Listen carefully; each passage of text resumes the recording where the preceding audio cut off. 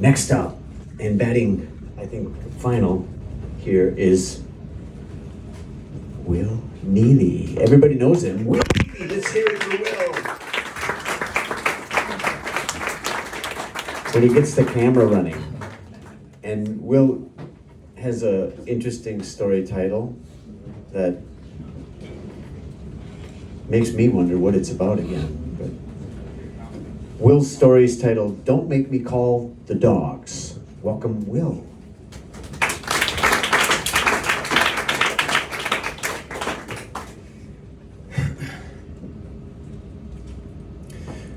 I could see her mouth moving. I could hear she was saying something. But the words that she was saying didn't make any sense. I was in a living room in Las Vegas. It was kind of dark, except for the glow of the swimming pool coming from the back. There was a low table in front of us, so a coffee table with some wine bottles and vodka bottles and some other stuff. Don't make me call the dogs on you, Will. I was thin, diminished, a shell, and all I could think was, how in the fuck did I get here? 6 months earlier, I was in a different room in my apartment in San Francisco. Middle of the night, dark room, except for the glow of the PC monitor in the corner of the room. An email popped up from an address that I didn't recognize. I thought it might be spam and I almost deleted it. I opened it. Were you in Palm Springs in October? If not, disregard this message. Nothing else. Yes, I was in Palm Springs in October. Who's this? Boom. Email came right back. All these attachments of photos of these two young women partying in Las Vegas nightclubs. Oh my God, I have seen these women before. Earlier that year in October, I was in Palm Springs to watch my mother play a national tennis tournament. On the first night, they had a big welcome party for the players and guests. And I was at the party, dancing with my mom and her teammates, having a good time. And at some point through the party, these two young women came into the room wearing gowns and feather boas. For real. So I saw them, we didn't talk, nothing happened. That's it. Fast forward, in this room in San Francisco, we exchanged a couple of emails, and the next day, we're on the phone. Her name is Karen Trump. For real, Karen Trump. She's half Irish and half Japanese. So a red-haired Japanese girl. She was pretty mysterious, kind of exciting, definitely dangerous. And I was like, cool, sign me up. This is cool. But the thing I didn't understand was, how did this girl get my email address?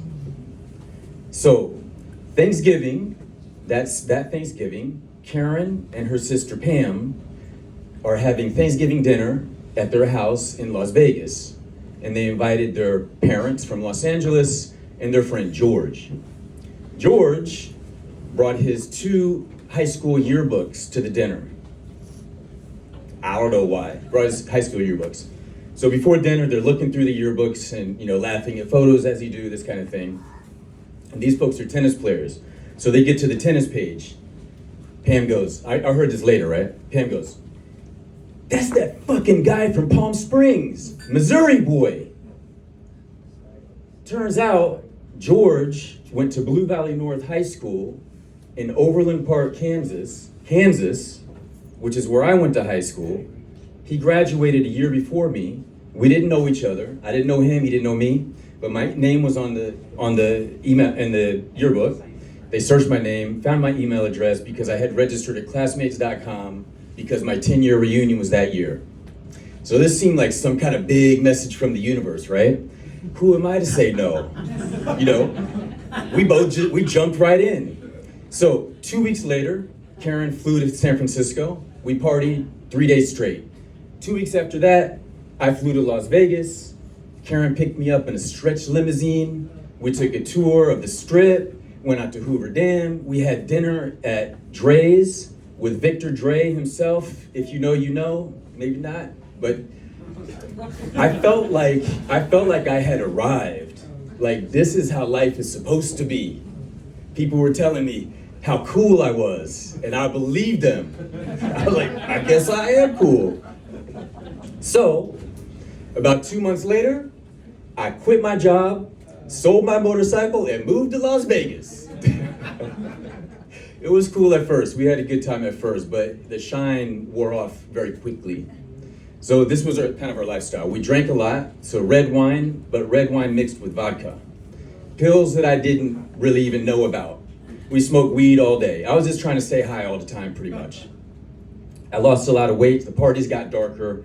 It was, kind of spiraling down.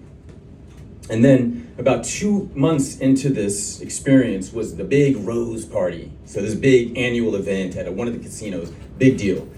I didn't have any E. So E was my preferred party drug. I didn't have any. So what do we have? Xanax. I didn't know what Xanax was at the time. I know now, but Xanax mixed with alcohol. So we go to the party, halfway, not even halfway through, half hour into the party probably. I'm passed out on the sofa. I get carried out by bouncers in front of everybody. Isn't that William, Karen's boyfriend? I had embarrassed her. I had embarrassed Karen. The ultimate sin. So then we're back at this Las Vegas house, living room. Don't make me call the dogs on you, Will. In other words, get the fuck out. I never felt so alone or exposed or vulnerable, humiliated in my life. I knew I had to go. I couldn't go back to San Francisco. So I swallowed my pride, called my mom, and I went back to Kansas City, a place I hadn't lived in years. I was very depressed. I was depressed, I couldn't sleep, but I didn't want to be awake. And it was very, very low.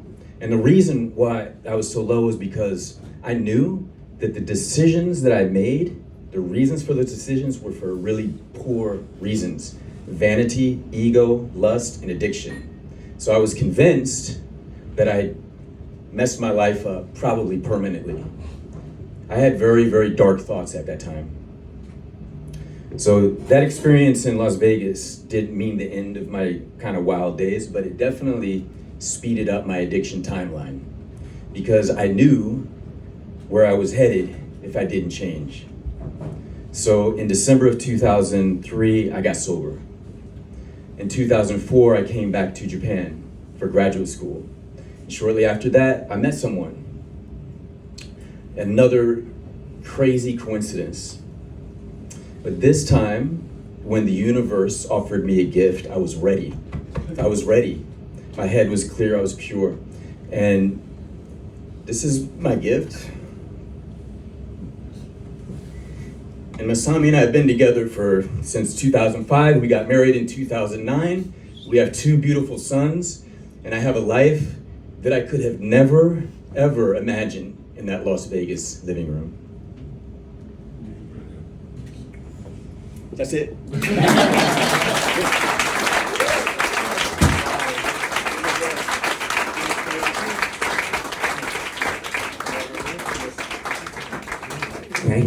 Thank you, Will. How about that voice? Where did you get that radio voice? Did you guys hear that too? Wow. Very impressive. Can I get any of the storytellers that are still here to come up and let's get a group photo. Thank you. Come on, storytellers. Come on.